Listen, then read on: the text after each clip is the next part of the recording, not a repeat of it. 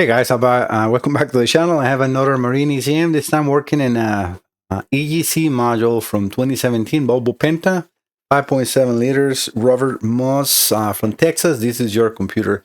It says cylinders not firing. That is a little odd of fault or concern. Let me just show you my connections.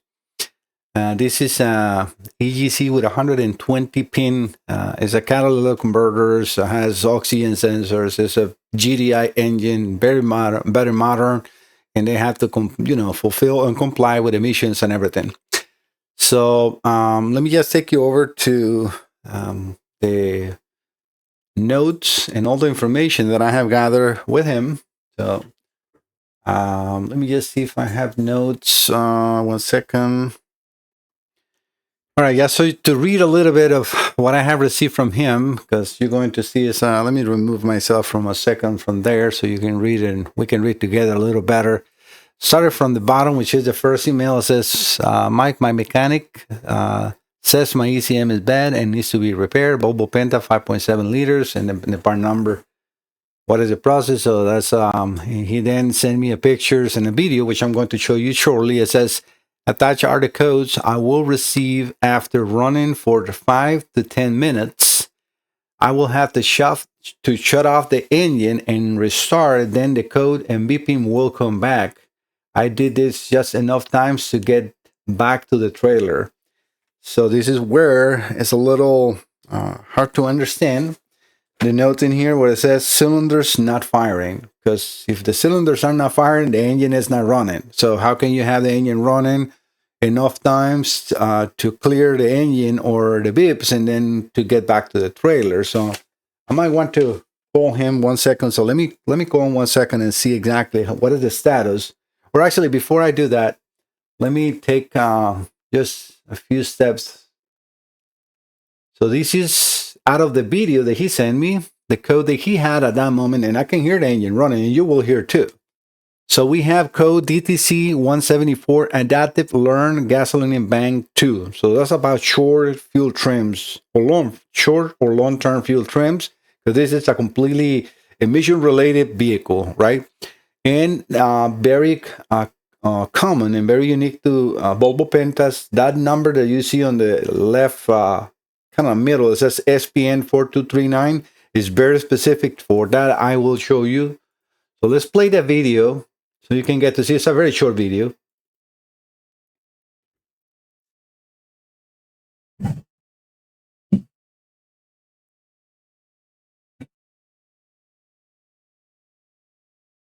As you can hear, the engine is running. Definitely the engine is running, and then he sent me that's the picture.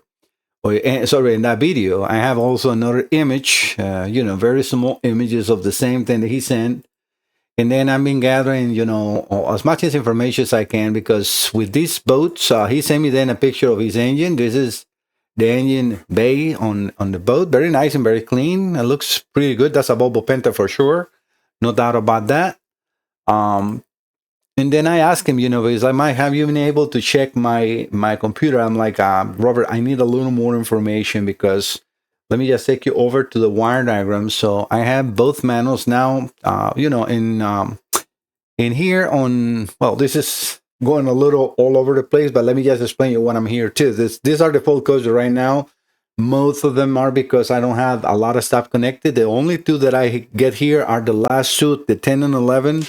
What it says, no, not the 10 and 11.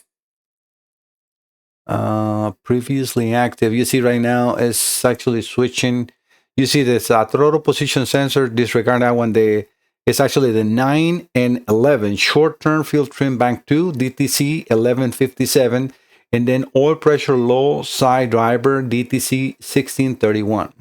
And I'm not going to open the freeze frame and everything in there because I already have saved it, and I'm going to show you that. But what I wanted to show here is if you have Diacom, let me disconnect from the connection on the computer, and you have been using Diacom for a while. Diacom came first with all these Volvo Pentas and manuals. So these are all the manuals that are included with Diacom. That if you are not in the if you just got it now, I don't think they come no longer in there, but I have them all. And as you can see, they're getting updated because I have in here EGC generation VGH and JKM model wiring, and I have all those are from 2017 and up. And that will fit most of the boats. And I have all that. All these are links that you can click and it will open all those manuals. So I have now saved those manuals in here. So I have the wiring. And let me take you over to the first page. So if you see, well, let me get a little zoom in here. That is the cover, and it says the fits gasoline engines generation 5 with the G or H models, sorry. So I'm like, okay, which one is that one? Because you can have J, K, M, G, and H. And the reason or the way that you can find that is with the spec number and engine model number and drawing number, which is the harness part number. So his, and I'm going to show you, is this one. So let me just get a little zoom so you can get to see those numbers better. It's right here. So 408-69542, and it's a B8 350-C.H, and the harness part number 220-29555. How I know that? Well, the only way to know that is by him giving me the information. So going back into here, now he sent me this yesterday. I said, Robert, I need a little more information because I cannot test your computer properly because I cannot connect. And I showed him this, it's like I'm trying to connect because, most of the connections are very close to each other, but I was not able to connect to the computer because no communication. So am I in the correct wires or not? I need to get those numbers. So he finally did send me that, and I'm going to show you where those are. So this is the sticker on the harness. So that 220-29555 that we were looking in here, you see 220-29555 is the harness number. So that is exactly that sticker. And I'm going to put them in the side next to here. Well, I have to make it a little smaller because I'm using my iPad to watch what you guys are seeing. But we can see right there, so the 220-29555 is right here, 220-29555. So that is perfect. So now I know that is the correct harness. But looking at that same harness number, it fits all those other engines. So I need to get a little more information. So again, going into the boat, and then he sent me finally again all the information that I needed. It was this cover, which I'm going to put next to that harness that we have now here, right here. So looking at this page, or sorry, this picture, we can see that it says BA 350-C.H. That is exactly here. And the spec number, which is the following number under that, is what you see on the left side right here, because we got the same, well, not the same, it's actually 300. This is a 350. But the spec number, which is right here, 408-69542, 408-69542. This is original information from Volvo. So this is now, I know that we are in the correct, I am in the correct wire diagram, because it's like you see, it's multiple pages. Let me just show you here. These are multiple pages of wiring diagrams. Let me make this smaller because it's sad that the way these diagrams are horrible to work with, because they're not clickable. You have to follow the lines or mark it, or it has been a little bit of a challenge, let's say, to get this all the information that I need. So I have to go over to, like, this one is, you can see is B6, so this is not. So the next one, I have something in there as a pop-up. Not sure what that is in there. Okay, no, it's not there, sorry. Going into the next one, right here on the upper right corner, it says B6, so this is not a page. The next one is B6 280, not the page that we want. This one is, let me see. Yeah, it's 220-29555. And this fits the 408-69542, which is exactly what we're looking for. So this is my diagram. This is our diagram, and as you see, it's just nothing to click on. This is just a PDF I mean, you have to follow every line to where it goes. At least it has, all the pinouts. Like 45, it says BSW. What is BSW? That's actually an ignition feed. And I'm going to just do a little more zoom so you can see better what I'm talking about. But I had to follow those lines and find out exactly what it was. So right here, right where I just put that blue square box or so, it's pin 58. It says, well, that one is actually 58. It says be bad. Okay, well, that's a battery. That's good. But this one right here is 45 and it says BSW. I'm not sure what that means because this is not a mechanical terminology. It's a Volvo Penta terminology. And you go and look into the diagnostic diagram for BSW, doesn't show anything. So I have also the diagnostics manual in here, which I'm going to now go by the fault codes that we have. So let me open in here the fault codes history. So I have the history before repairs. So this was at 11:46 and right now it's 2:30. I've been working on this computer for, and this is just from this start, not the one that I did before, almost 3.5 hours. So this is again, Robert, all his information. I put him here, the spec number, the harness number, the engine serial, the year, everything is in here. So all these are folded. These are active. So I'm not going to go with the active code list because those are here. I want to know what was previous in this module. So the only previous active codes are these two. So, and it says, let me make it a little bigger. You can read it from the distance. Previously active trouble code list 2. Code 1631, oil pressure low side driver, open or short to ground. And short term, DTC 1157, short term bank 2.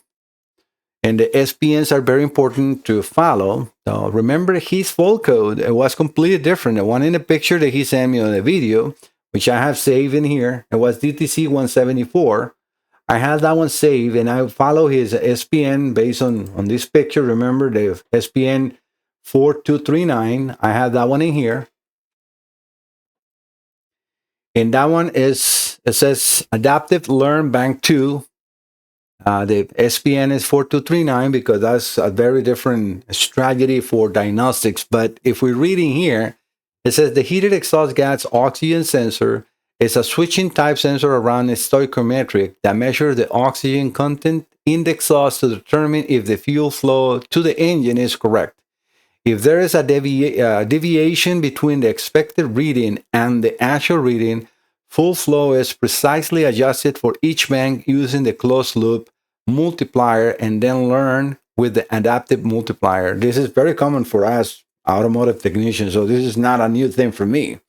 But an adaptive learn, is something wrong in the computer? No, I mean, that's fuel trim. The computer is not able to adjust properly the fuel trims. Do we have a problem on fuel, feed, like not enough fuel pressure? Do we have an air leak and the computer is not reading properly? Because this is a manifold air pressure or a density engine with a manifold air pressure sensor, not a massive flow sensor. So when they have that, they can go either way, right? So and you can see here, it says this is fault sets if the adaptive multiplier exceeds the high limit of normal operating, indicating that the engine is operating lean. So a lean condition. We have a lean condition. What is a lean condition? It's too much air for the fuel. So what is saying in here, the operating indicator in the engine is lean, excess of oxygen, right? But I just said. So what I'm reading, this is a picture, so I can make it even bigger here. So I'm right here, so let me move the hand, right where it says excess of oxygen, and requires more fuel than allowed by corrections. And then the problem is, if you have a bad O2 sensor reading, and this is, I will move away from anything else than O2 sensors or fuel pressure. It is a little bit injectors could be too, because if you have a leaking injector, that will, or not firing, then you can have a lean condition And the what the computer will do, or let me just go back to the case of the O2 sensor. If you have a bad O2 sensor that is reporting wrong, the computer think that that bank is lean because it's reporting wrong. It will add more fuel. That will start choking that engine because it's too much fuel. And I have seen that multiple times in automotive. So that's where you need to have a test. Go into the cylinders, make sure they're not getting floated with fuel, remove the spark plugs. If you have a leaking injector, well, then it will do the same. People, oh, but if it's leaking, how is a lack of fuel? Well, if it's leaking too much fuel, the spark plug will get wet. It will not fire. So that is a leak condition as well. So that is, or if you have a problem of an injector that is not firing, then you can have definitely a leak condition. And it's a very easy test to do with an oscilloscope. The way that I usually test, because let's say, to connect a 5-gas analyzer on a vehicle like this, it will be very hard, right? It's a boat, the exhaust is in the water, so it's very hard to do. But you can use an oscilloscope in the primary or secondary. If you can get into the primary, these are a smart coil, so you might going to have to remove the coil and put an extension tube or wire, right, to get access to the secondary. And then through the secondary, you can see the spark waveform and see if it's lean, because it will make that end of the spark go high, or if it's rich, it will go down. So that's a way that I work in vehicles that are hard to to test on the exhaust or so. But yeah, so reading more in here, it says exhaust leaks. Of course, if you have a hole in the exhaust and it's leaking, especially on that bank, well, then this O2 sensor will report wrong because it's a leak. It cannot read properly. A non-responsive sensor, an injector that is a stock closed. And I will say, a stock open, I have seen this also. Reduced fuel supply, very important too, right? So if we have a lack of pressure, but that will affect mostly both sides. So I would not think that is the case unless, because this has a fuel rail, so maybe it's an obstruction on the rail. So it's hard to say without, doing the test on the boat. I'm just giving you ideas, Robert, because this is most likely going to have to be retested on the boat. I don't think this is a problem in the computer. So you can read right there, the bottom part.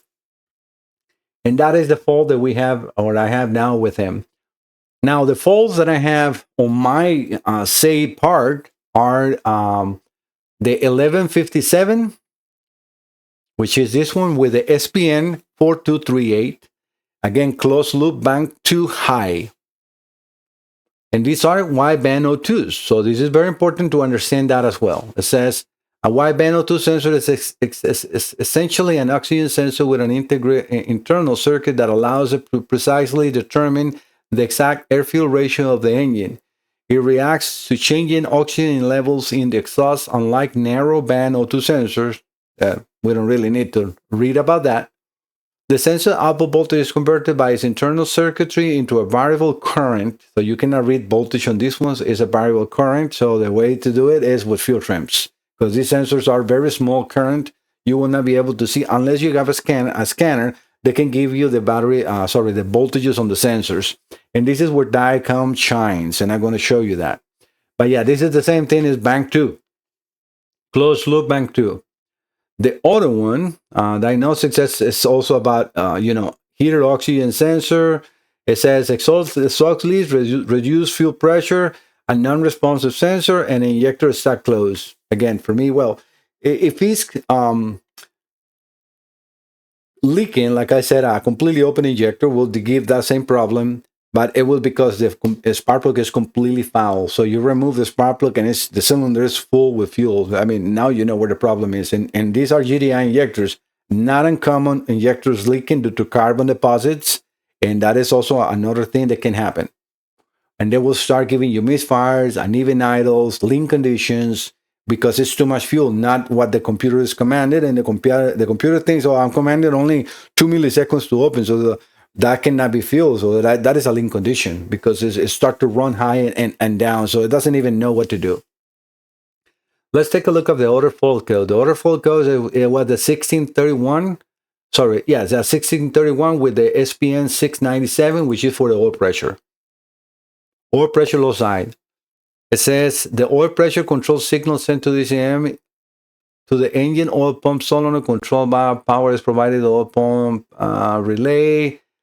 The engine oil pressure control circuit was moved from pin 4 on the camshaft position sensor connector. Well, that's a little more than what I really want to say. Pin 4. Let me just read that. The engine oil pressure control circuit was moved from pin 4 of the camshaft position sensor connector to pin 12 of the 14-pin engine wire harness. That could be corrosion. And I have we have actually, thank you, Volvo, to at least give us that information, where we have that 14-pin connector, and that is also on the wire diagrams. If we go over here, it's connector C22. Let me just make this a little, well, I can actually move it here, and I'm going to show you where that connector is right here. So this is the connector C22 that we just read in there, the 14-pin connector. So let me go back to the diagnostics, or not to the image, this one. So it says that they move it from that connector to that 14-pin connector. Check condition, key on, engine running, full condition, output circuit shorted or shorted to ground, correction action, trigger secondary warning device, correction action, and model, download and install a new ECM calibration. So this is not an M module, an M model. Actually, let me just double say that, because I think this is a GH. So this is an H. So that will not fit that engine. But let me see what else we have in here. So in this connector, we have water temperature, buzzer, ignition, switch power, start, oil pressure. So no, I can almost disregard this fault code. And the reason I'm saying that is because it's not connecting here. So a little hard for me to say if by having no connection to this computer at first, I had that fault code now showing up, and now I can go back to Diacom, and we can go, well, let me connect back to the computer, because every time you connect to this computer, we'll try to see what the active fault codes are. And every time you do that, it will remove what it was previously active, because you see now it's showing previously active 11 fault codes. So let me erase all fault codes and previously active, no matter what. I have already saved that information. See, we got previously active fault codes 0, and the only active fault codes that we have right now are water temperature 1 and 2, buzzer control, exhaust riser, and this is the exhaust manifold water temperatures. I don't have them connected. I have throttle, engine coolant, oil pressure, mass airflow sensors, and other things. And I don't have the power relay because I don't need it. I know that is not his problem. And I can show you in here. So I'm going to put, let's say, what is the coolant temperature right here? Yeah, you can see the coolant temperature, and I'm going to move the coolant temperature. I was going to reach behind me. My nose is in here. See, I can go up and low into that temperature, so you can see that I'm indeed connected. I can do the same thing on the coolant, on the intake air temperature, which is right here. So coolant air temperature, I'm going to go up, and you can see how it's going from 8 to 81, and then down to, I keep it, realistically anywhere. The air temperature is not that important. I have also oil pressure. So the oil pressure is here. And you can see how I can lower that. I usually keep it above any 35 or so I don't set up a fault from that. The manifold air pressure, what is the manifold right here? Automatic map pressure. So the manifold air pressure, I can also change it as well. You can see I'm going down and going up. So I am definitely connected to the computer, and everything is good. The thing with this computer is I will need so much more to just run it in here. I can check coils. I would need his injectors in order to test in throttle body and the accelerator. So this is better for you, Robert, to perform the test in there to see exactly what are we missing, because I can do an injectors test and I can make it fail or I can make it pass in here. So there is absolutely, the signals are fine, and I already have that done.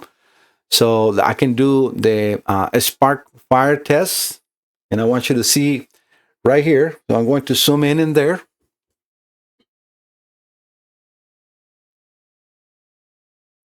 These are trigger coils. So you're going to see, remember where. So let me trigger number 1. I got only 2 connected. Okay, right here. So trigger number 1. You can see the coil firing as I am commanded it. I'm going to stop it, and now I have also number 5. And I have it connected into 2. And you can see how it's in number 2. So right here, that's number 2, and they're firing. So the only thing that I cannot do here is the injector kill test, because that is with the engine running. But you can do that in the boat. So this is where, again, ring that diagram is your best call with this type of computer. It has pretty much the same capabilities as the OEM Volvo Penta diagnostics. I'm going to go back in here, and I'm going to disconnect from the computer. Sorry, disconnect.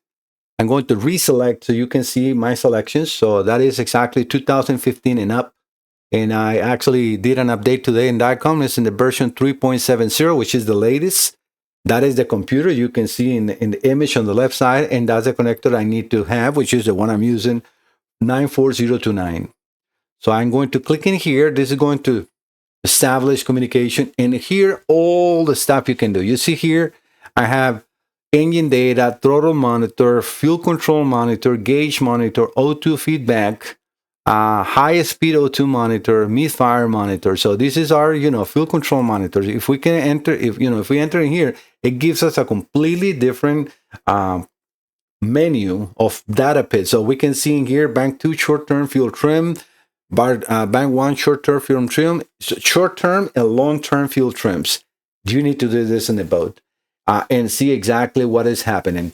We have also feedback. So I'm going to go back, because this is just feedback from what they call in the boats UEGO 1 and UEGO 2. Those are the O2 sensors.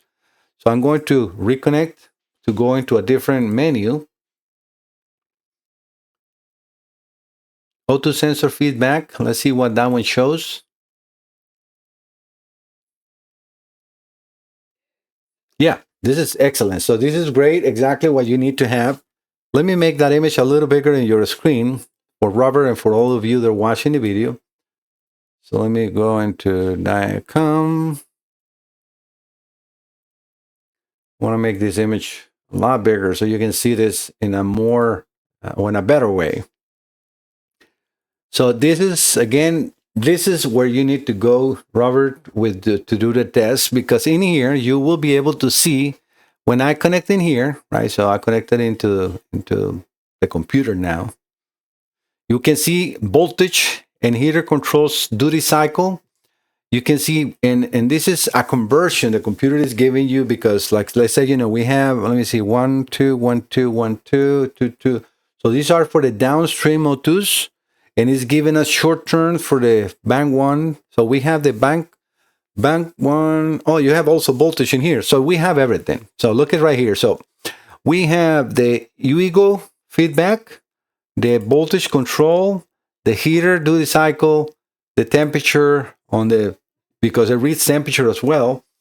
And we can see how those are all the same. So the heater impedance, I need this information from you in order to test, because the problem that Robert has is not about a heater circuit. It's not about an oxygen sensor circuit. It's not like about a coil misfire. No, we have a lean condition. Lean condition can be caused by anything, but by having only one fault code and not the vehicle. If I will be in the boat, I will be diagnosing this with my eyes closed. But here on a computer, what am I checking? That's a symptom. Like fuel trim is, yeah, it is a fault code, but it's a consequence of something. So the computer is telling you, I'm trying to adjust the fuel trim, but it's beyond limits. So I'm adding fuel and I'm adding fuel, and my O2 sensor is telling me that I'm still lean, and I'm still lean, because the computer will do that. Will add and add and add and add until the maximum, which I think is 30%. And if in 30%, the upstream O2 sensor, which is the UEGO 1, or yes, UEGO 2 in this case, bank 2, is still showing low, voltage or low reading like a link condition, the computer will set the flag because it's out of limits. So we need to do this test, Robert, in the boat. I hope that I can give you at least some tools. You need to get Diacom Rinda. It's probably the less expensive because, you know, a Diacom Rinda, latest, and I can send you the manuals if you need it. I have everything for your boat now too. You connect this Rinda or Diacom is Windows based, so you connect it to a laptop and you can take the boat for a test drive or start it in there and record all that data. Going back into what the Diacom looks like, and this is very important. You know, when I'm here, I'm now connected to the computer. I can hit that camera, and now it's recording. Let me put another thing so you can see that. It's not showing. Let me move over to the display. See that blue is in the center. What I did is, and when I stop, it's going to record and retrieve all the data. Did that? Yeah. Okay. Well, it is, and it's asking me to save the file. I'm not going to save it because there's nothing really going on. But all you need to do is click on the camera icon, start the engine, and record it from zero, from cold to whatever is running, and see what the values are, and send me that recording. I will be able to help you diagnose this. So we're going to do one, Robert, in here on the O2 sensors feedback. Let me just show you the ones that I need you to record for me. And this is like if you have a boat and you need my help, I will definitely get and request this the same thing from you. So we're going to go back from scratch. Again, I'm sorry that I'm coming back with the same, but I need to guide Robert and whoever has a boat with this kind of problems. So we're going to start first because of the problems that Robert has. Let me get that out of the screen. So the first thing that I want to do is go into engine data, connect, let the computer connect. And then you got to save or get all this fault codes. So behind me, well, actually, no, you can see we have a printer right here. So I need to open this one because this every time you see a plus, that means you can expand this information. And anyone that says click here for freeze frame data will have freeze frame saved because this computer is really good on that. And I will show you his freeze frame that I recorded from the first connection, which I have here, freeze frame for oil pressure and fuel trims. Because at first it was only the full codes, remember? But now, if I go down in here, you see I had extended freeze frame variables for oil pressure. And it says there was, and I can see that probably this happened in here because look at here. It says coolant temperature minus 40. So this is, nothing was connected. Engine hours, 174. Let me see if the O2 sensor fault that I have here, and it looks like it is too. You see, this is how I know there is now. I can disregard these two fault codes because they happen on the on here, not on the boat. Let me go. Actually, those are not the ones I need to see. I think they're, where are they? Oh no, right here. Let me see. Oil pressure.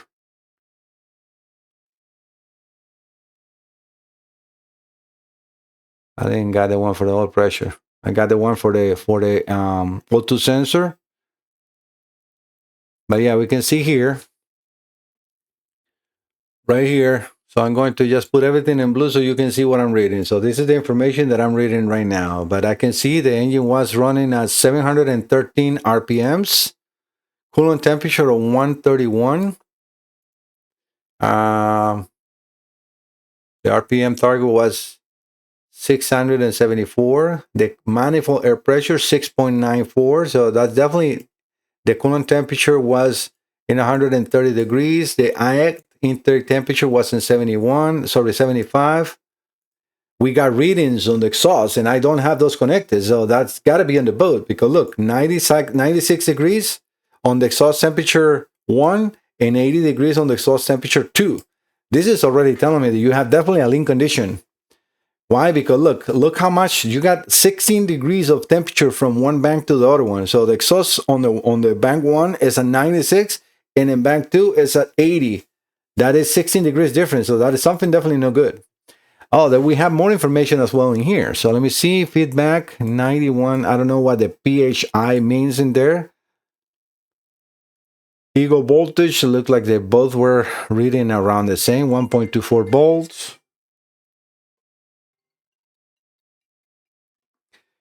All right, sorry about that. It was a customer. Well, ego feedback, 1.24 volts, closed loop multiplicable on bank one, two. Oh, you see right here. Look at this is the information that I was looking for. Bank one is adding 2% fuel, but look at bank two. It's adding 35%. So it's not 30, it's 35%, adding 35% fuel. So you definitely have a huge problem on bank two. And that's why your engine is not running or dying, because you have a very high link condition. No doubt about it. So definitely I would need more information than what we have. So, okay, going back into diagram, I need you to save that information, expand, like in here, you see in this one, where it says manifold pressures, the one I'm hovering right now.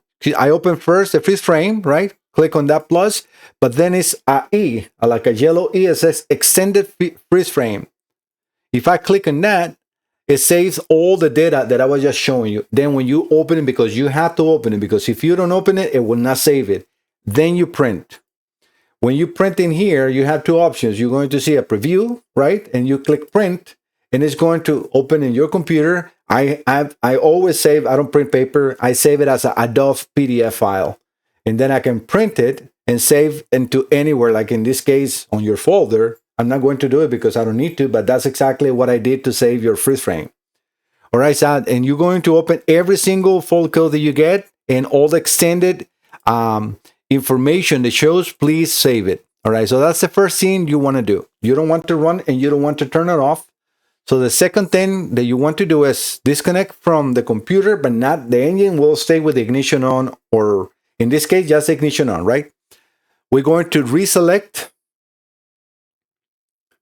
The same thing you're seeing on the screen right now. We're going to reselect and open up, and now we're going to go into O2 feedback monitor.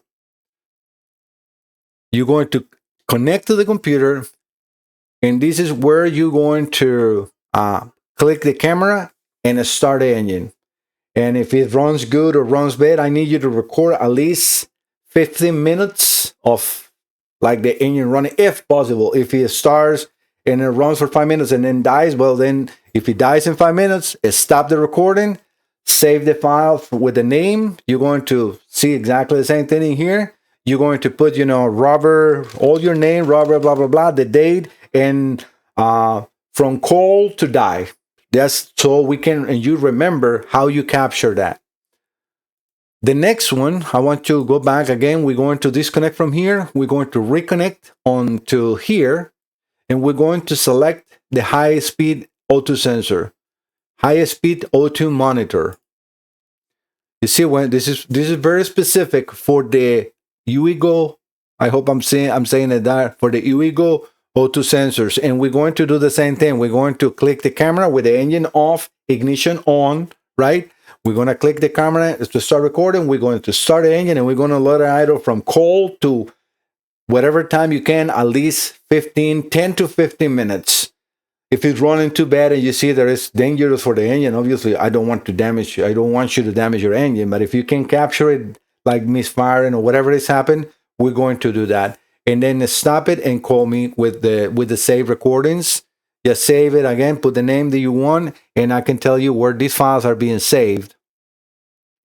Because you see, when you click in here and you click OK, the file will be recorded and saved. But now you're going to be, well, Mike, where that is saved. So we have in documents, Diacom data, and then record.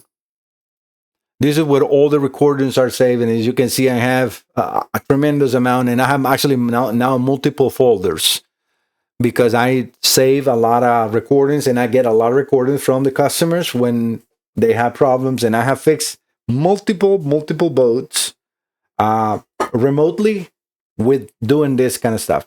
I was going to tell you that Diacom Rinda with that connector can cost $750. Inexpensive. And it's super good because now you have a way to really see what's happening with your boat, not just what the screen is showing you, because that's just a fault code. You don't know what is happening. And this is the only way that we can really narrow down to see what the problem is. All right, guys, I hope that you like the content. I hope that you liked and understand how much information and knowledge I'm trying to share with you all, because this is the way diagnosticians, we do repair vehicles. It's the only way. We don't guess. There is a lot of mechanics around that try to guesstimate or parts changers that all they do is like, oh yeah, that's the ignition's coils, and you now put 8 ignition coils and it's doing the same. Oh no, it's all the spark plugs. Now the spark plugs doing the same. Oh no, it's injectors, and then injectors, and then it's the map sensor, and then it's the distributor, and then it's all the sensors, and then the harness. Oh, it's got to be the computer. Which one was first? The egg or the chicken, or the chicken, right? So no, I don't go that way. I gather data, I gather information, and I give recommendations based on that. Same thing I'm doing in here. I'm giving you my collection of data, my collection of diagnostics, and telling you that I need more information to give you a correct answer. As far as I see, there is no issues with any of the O2 sensors. Coils are firing. I cannot run the injectors. I can just check the drivers and all their tests good. So it's all I can do here.